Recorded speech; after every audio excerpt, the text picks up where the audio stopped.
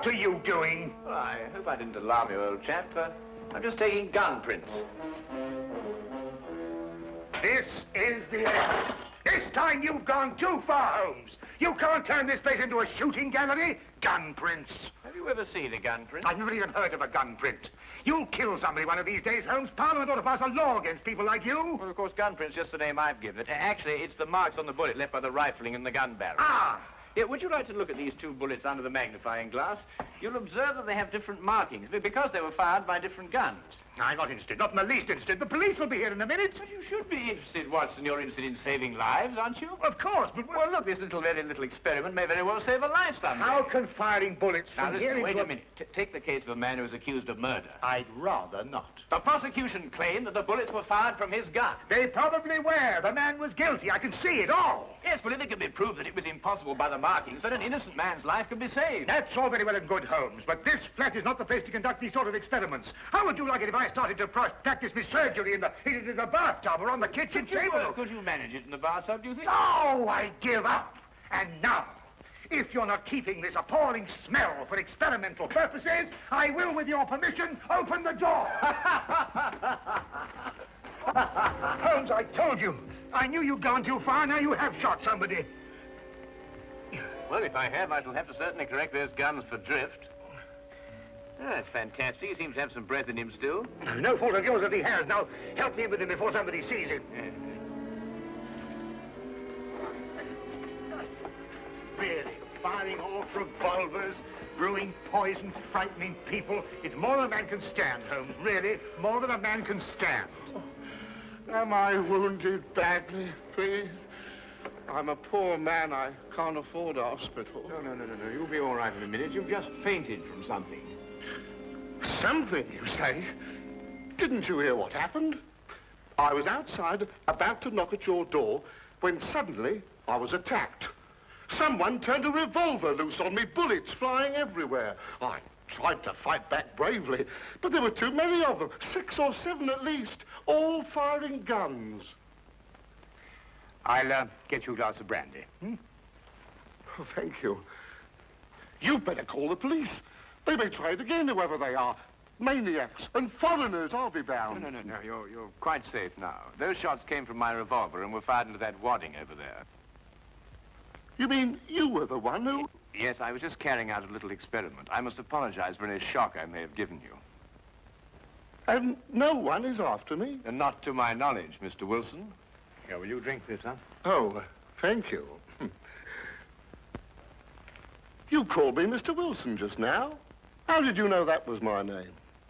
Well, it's on your collar. Very shrewd indeed, you're noticing my name like that. In fact, you've got exactly the kind of mind that could help me to unravel my mystery. That is, if you're willing to lend a poor man a hand. Oh, yes, I owe you at least that. What is the mystery? But perhaps you'll get a better idea of what it is if you read this first. Yeah, it's in the wanted column. Read it for yourself. Ah, to the Red-Headed League. On account of the bequest of the late Ezekiah Hopkins of Lebanon, Pennsylvania, USA, there is now another vacancy open which entitles a member of the League to a salary of £4 a week for purely nominal services. All red-headed men who are sound in... Apply in person on Monday at 11 o'clock to Duncan Ross at the offices of the League, 7 Pope's Court, Fleet Street. Apply in person on Monday at 11 o'clock to Duncan Ross at the offices of the League, 7 Pope's Court, Fleet Street. But what on earth does it mean, the Red-Headed League? It is a little off the beaten track, isn't it? I assure you, I felt the same way as you when I read it. A vacancy? For what, I asked. I'm a dealer in second-hand merchandise, and I believe in giving value for value received. And it certainly struck me as odd that somebody was prepared to give £4 a week for nothing. But young Spaulding took a different view of it. Oh? Who is young Spaulding? Vincent Spaulding. He's my assistant, and I couldn't wish for a nicer young man. I see. Now, suppose you tell me the story as it happened, right from the beginning. From the beginning? Yes, of course. Well, it all started 2 months ago when that paper came out. I was in the shop at the time. I'm there practically the whole of my time. I'm a widower and I've got little else to do. When young Spaulding came back from lunch. Mr. Wilson, if you only knew how I wish that I had red hair like you. Huh? Don't believe it or not. Here is another vacancy for the League of Red-Headed Men. A league of what? Red-Headed Men. Well, surely you've heard of them, haven't you? Oh, I'm afraid I don't get about as much as some of you young people do. Well, I should have thought everyone would have heard of the League of Red-Headed Men. Well, at least everyone who was eligible. Now, a man like you, if he were accepted, could make himself a nice little nest egg without hardly lifting a hand. Vincent, I've told you before, there's one thing you've got to learn in life. Nobody ever gets anything except by the sweat of his brow. Value receives value. What is this Red-Headed League? Take a look at this paper yourself. How I wish my hair would change color, really I do. What a nice little mistake I'd make for myself. Well, this doesn't make sense to me. No? Will you see the name? Hezekiah Hopkins? Yes. Oh, he was an American millionaire. Very peculiar in his ways. He was red-headed himself and had great sympathy for all red-headed men. So, when he died, he left an enormous fortune in the hands of trustees to make life easier for all red-headed men. Oh, really? Yeah, red-headed men. Uh-huh. Oh, but I couldn't apply even if I wanted to. I've got the shop here to look after. Well, that's the whole point. The work don't amount to anything.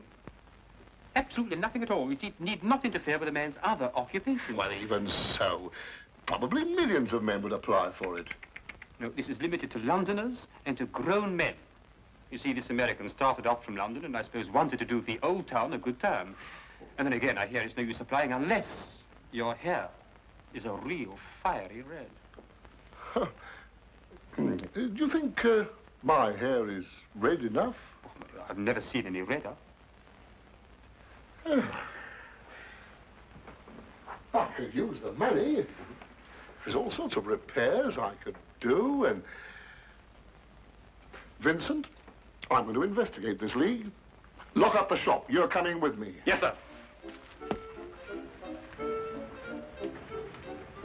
You're right. It is fiery red, isn't it?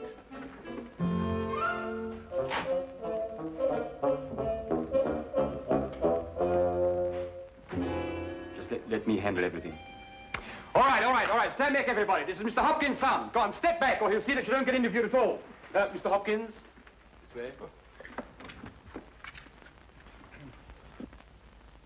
Thank you for applying, Mr. Emerson. Your name will be kept on file, and in the event you are chosen to fill the vacancy, I'll get in touch with you immediately. Thank you, Mr. Ross. I do hope I win. My family and me could do with the money. We shall see what we shall see, Mr. Iverson. Thank you so much.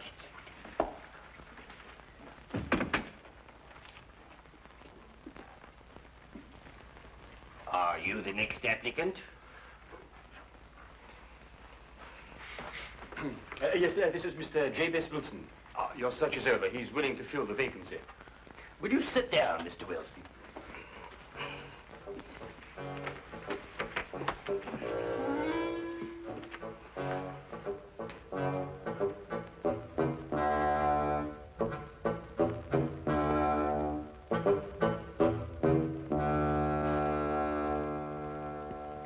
I've never seen anything like it. I told you, Mr. Wilson. It's extraordinary, beyond belief. Congratulations. It would be an injustice to hesitate. Oh, I've got the position. You have. You will, however, excuse me for taking an obvious precaution. There are tears in your eyes. I perceive all is as it should be, but we have to be careful, for twice now we have been deceived by wigs, and once by paint. I'm sorry the vacancy has been filled, but thank you one and all for coming. Get on, John, no, come on. My name is Duncan Ross. I'm one of the trustees in charge of the fund left by your noble benefactor. When shall you be able to embark upon your new duties? Oh, well, almost any time, I suppose. Though I should mention that I have another business which will require some of my time.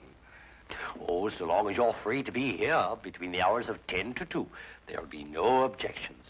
Easy enough, Mr. Wilson. There's very little business during those hours, and what there is, well, I could take care of. Oh, thank you, Vincent. I appreciate that. And what is the work? Copying the encyclopedia. Oh, The Encyclopedia Britannica. You will provide your own pen, ink, and blotting paper, and copy it down word for word. Is that agreeable? well, yes. Our only demand is that you remain in the office, or at least in building, during working hours. If you leave, you forfeit your position forever. The will is very clear from that point. Well, it's only 4 hours a day. I shouldn't think of leaving. No excuse will avail, neither sickness, nor business, or anything else. Here you must stay or lose your billet. I quite understand. Then, goodbye, Mr. Wilson. And again, let me congratulate you. Oh, thank you, sir. Thank you. The Encyclopedia Britannica. Ah, you'll do a wonderful job of it, Mr. Wilson. I'm sure you will.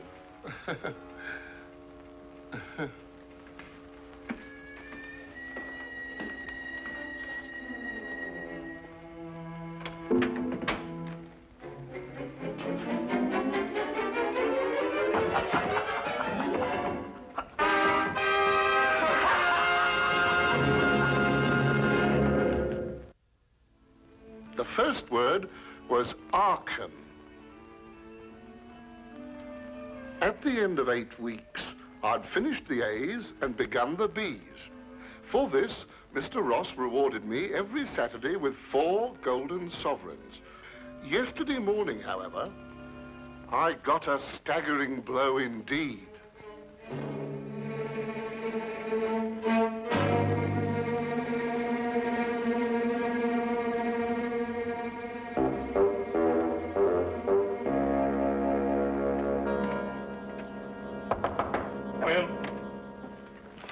Mr. Milford? Yes, what can I do for you? What's happened to Mr. Ross? Mr. Who? Mr. Ross, Duncan Ross, in office number 4. He's gone. What's happened to him? Just a moment, let me look him up in my files.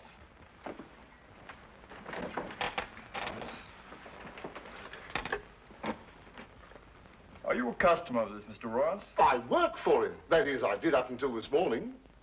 What did you do? I copied the encyclopedia. You copied? The Encyclopedia Britannica. Wouldn't it have been cheaper buying another encyclopedia rather than going to all the trouble of copying it? You don't understand. That's the work the Red-Headed League required me to do. Look here, my good man. If this is a joke, I fail to see the humor.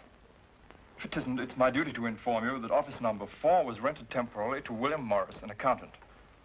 I never heard of Duncan Ross, nor the Red-Headed League in all my life, and I'm certain they never existed. I got the home address of William Morris, but when I arrived there, it turned out to be a factory making ladies' unmentionables. No one had ever heard of William Morris or Duncan Ross. My word, you really were on a wild goose chase, weren't you? After that, I didn't know quite what to do. The whole experience was so embarrassing, I could hardly make myself tell it to Spaulding. Then, quite naturally, you thought of me. Oh, as I said before, I'm not a rich man. If I don't locate the League or find out what happened to them, I stand to lose £4 a week. You don't stand to lose anything, Mr. Wilson. You can't lose something you didn't possess in the first place. And the story is probably a pack of lies in any case. Holmes. And if it isn't, you've no reason to complain. You're £30 richer by your experience, not to mention the invaluable knowledge you've gained on every subject under the letter A. If I were you, Mr. Wilson, I'd be quite grateful and forget about the whole affair. Good day to you, sir. Well, I hardly expected this kind of treatment. If you should discover a corpse at your second-hand shop in an old cello case, you're perfectly welcome to return. In the meantime, I have an experiment to conclude. I'm going to find out if firing a gun in a house is illegal. If it is, you can rely on me to report you. Holmes, what on earth persuaded you to behave like that? Well, yes, it was rather unseemly behavior, wasn't it, Watson? Right. But absolutely necessary, I assure you. But why? Well, if I tell him I was willing to take on his case, he'd probably give me away to the wrong party. Why burden him with the necessity of having to keep a secret? Then you mean you're going to take the case? I wouldn't miss finding out about the Red-Headed League for all the tea in India. China, Holmes. Do you think it could be a prank, some sort of wild practical joke on Mr. Wilson? Well, at £4 a week for 8 weeks, the joke would be on someone else. It is a considerable sum, isn't it? The case, as I see it, breaks down into two whys. I think I know the first why, but the second why eludes me. Well, which is the why you know and which is the why you don't know? Well, why was the League formed? Now, that's obvious. To keep Wilson out of the shop for a certain number of hours a day. But why is the why that I want to know? Well, why is the why that you want to... I see. You mean somebody tried to get Wilson out of his shop in order to steal something from him? No. The case is too elaborate to justify stealing from so small a shop as Wilson's. No, the reason is bigger than that. Bigger than any of us might imagine. Now, you're not going to start shooting again, Holmes. No, but I'm going to take this with us. Us?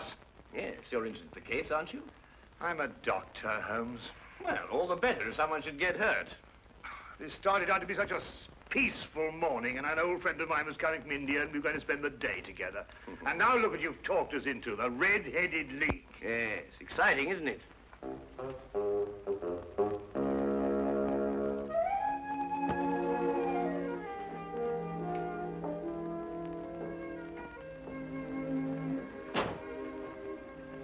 Seems to be nobody here. I wonder where he could be. I'll be right with you, gentlemen.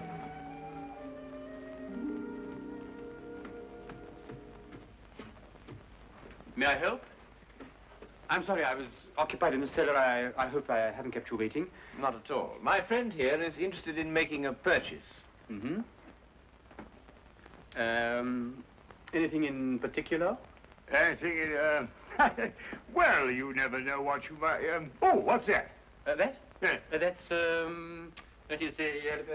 Oh, yes, this is fascinating. This is it's the essential part of the structure of a wild boar trap. No, really? Yes. By Jove, a wild boar trap, eh? How very interesting. No, and a very fine specimen as wild boar traps go. Yes, oh, indeed. yes, a very fine... Oh, indeed, reminds me of my day.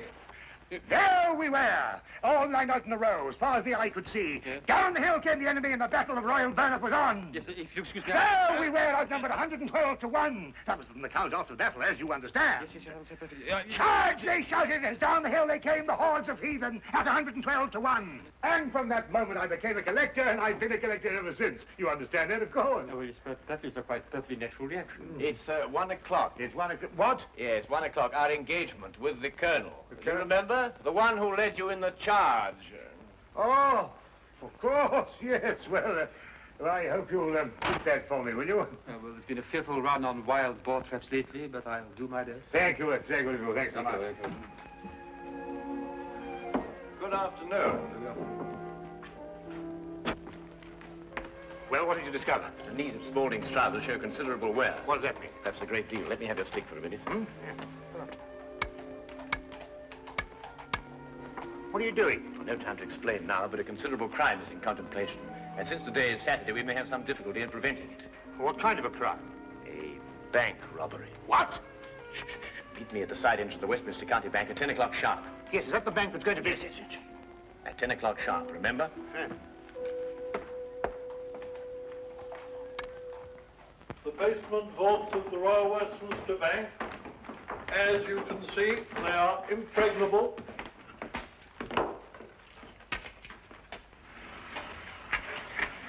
Why are you so sure that the bank's going to be robbed, Holmes?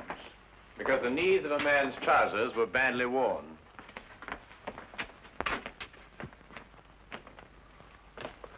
I can't see how they can possibly get in here.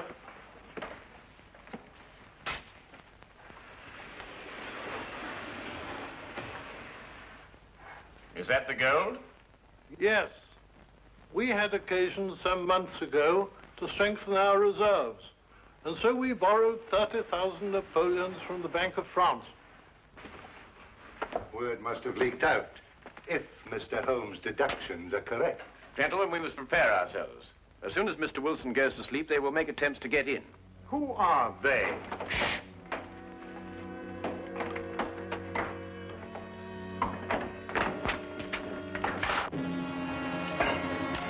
Get back.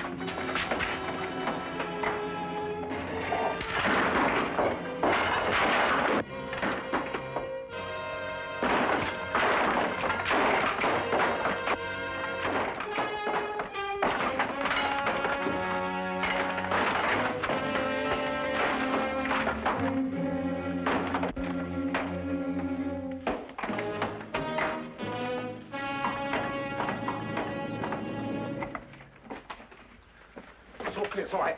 Hey, jump! All right. All right, Spaulding, your bank-robbing days are over. So I see. I fancy my pal got away all right, though. There are 3 policemen waiting for him at the other end. You seem to have done things very, very, very neatly. I must compliment you. But I feel obliged to reciprocate. Your red-headed league was very inventive indeed. Here. You were the one who came into the shop this afternoon. You came with... With me. Ah. I thought there was something very, very queer. You don't look like a collector at all. They helped to collect you, didn't they? I think you'd better come along with me.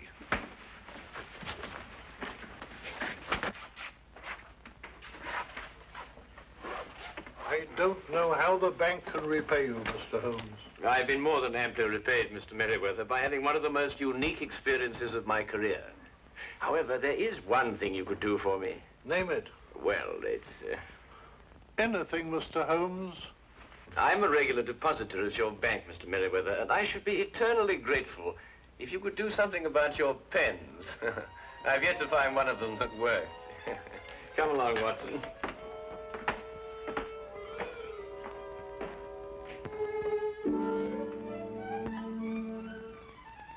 What I shall never understand is how you suddenly knew there would be a bank robbery.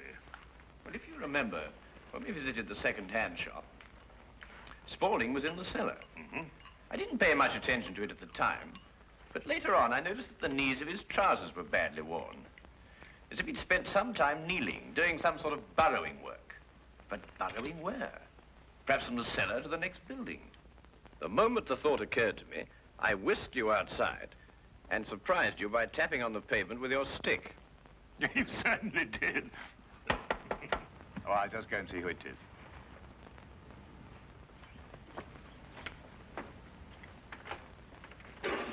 Hello, come on in, Inspector. How are you? Dr. Watson.